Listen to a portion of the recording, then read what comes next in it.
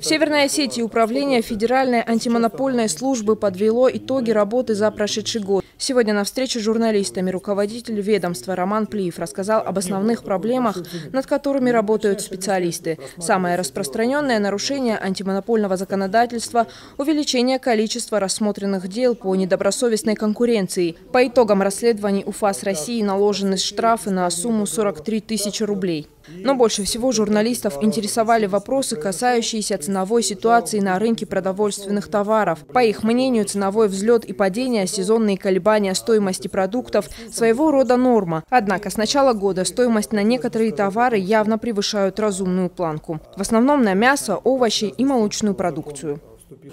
Те меры, которые мы предпринимаем, они, если говорить о постоянных мерах, они сводятся только к мониторингу.